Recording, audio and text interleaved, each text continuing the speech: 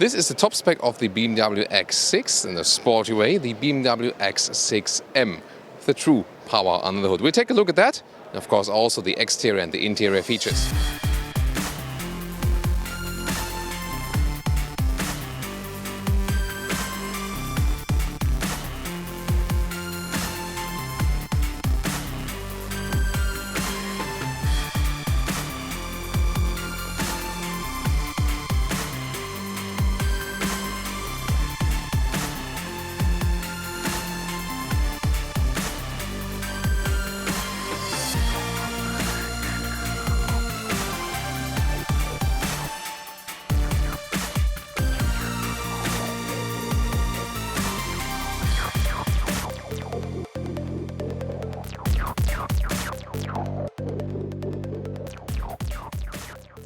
In the front, the X6M has those vertical black fins in the double kidney.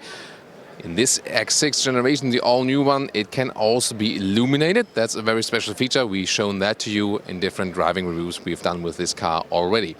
Then you can see the daytime running light right there, and LED is standard also for the main headlamp unit. This one, the optional laser light, which is not that effective here in the US because the effective range is reduced. But hey, you got blue accentuations anyway inside. Yeah. So I think in the US you can save it as long as the regulations are not changed. Other than that, you get like more than 500 meters of high beam range, especially on the European market, for example.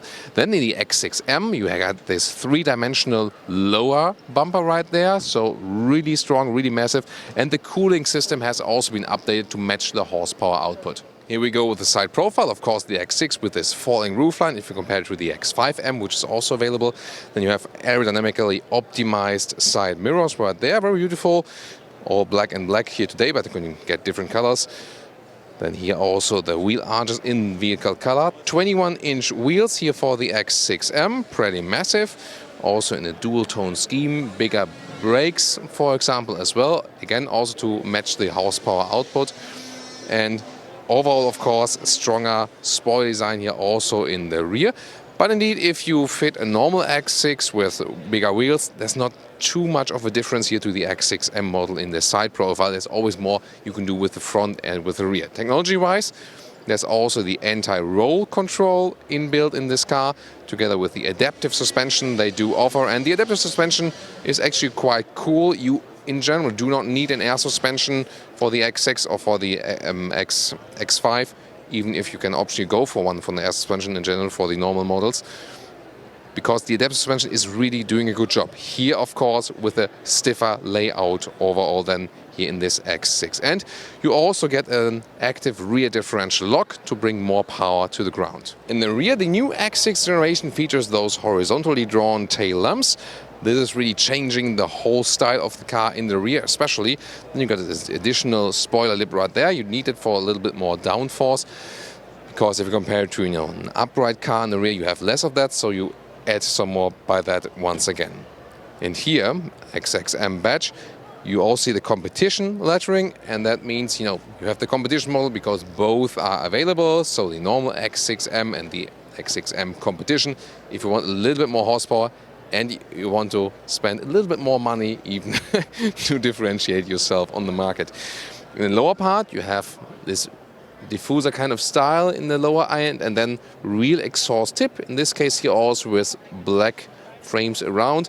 So really massive, of course. They give a pretty interesting sound. We will soon be able to test that.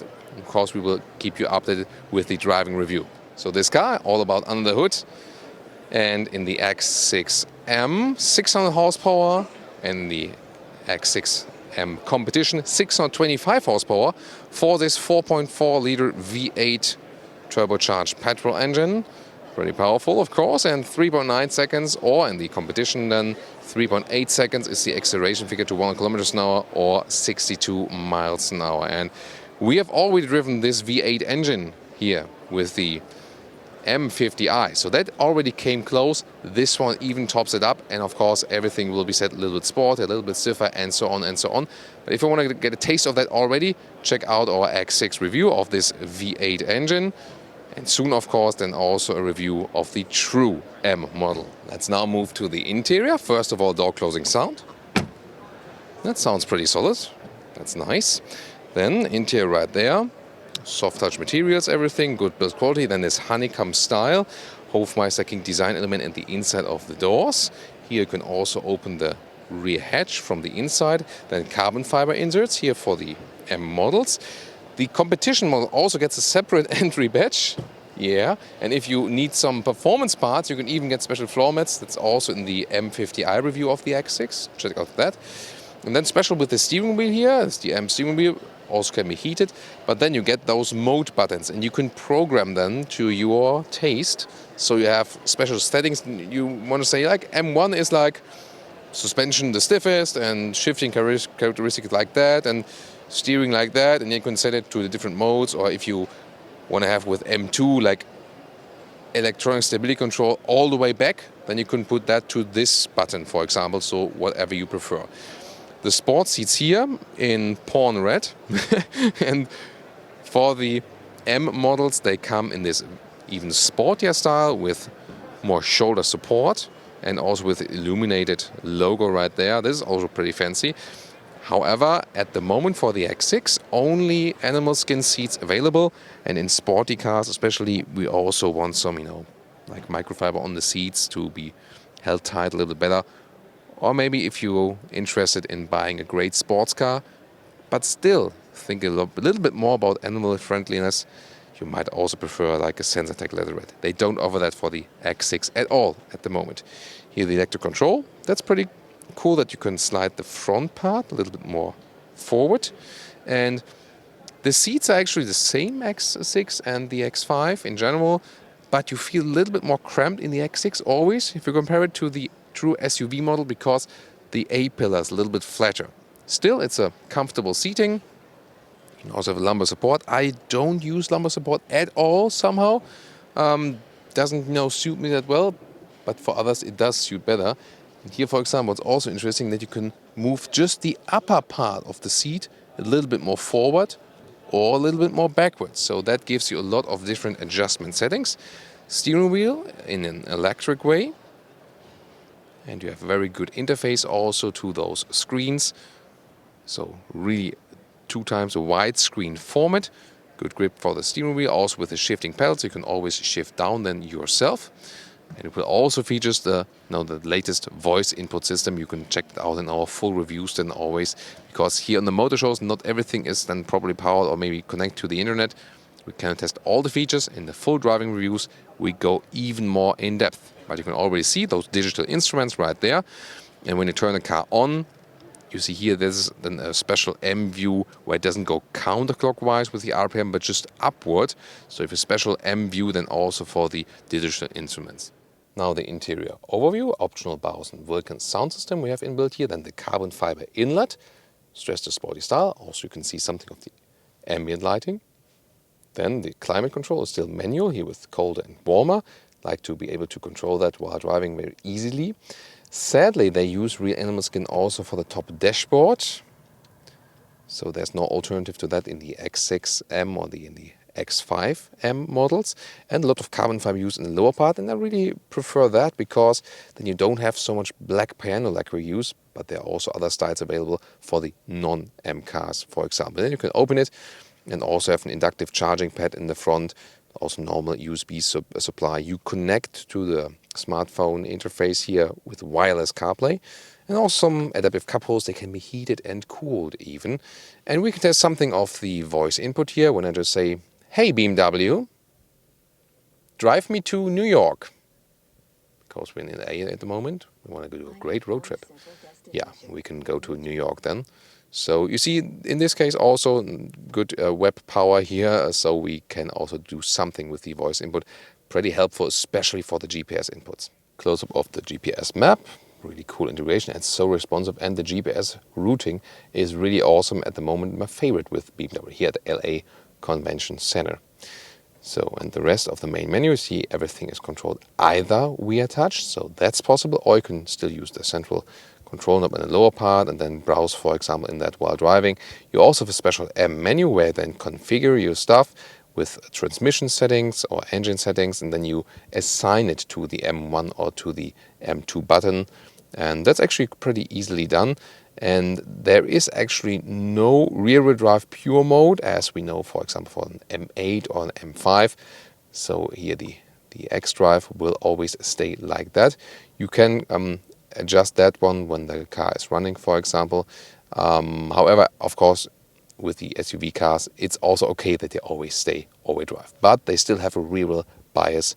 That's clear in this case. And one more close-up here at the instruments. Again, in this case, for example, they will go counterclockwise with the RPMs on the right side. So it depends on which mode you are actually in and which view you then have. And here also the color of the car is displayed in the virtual instruments also when some people on the outside open the trunk. So here we go with the lower area here.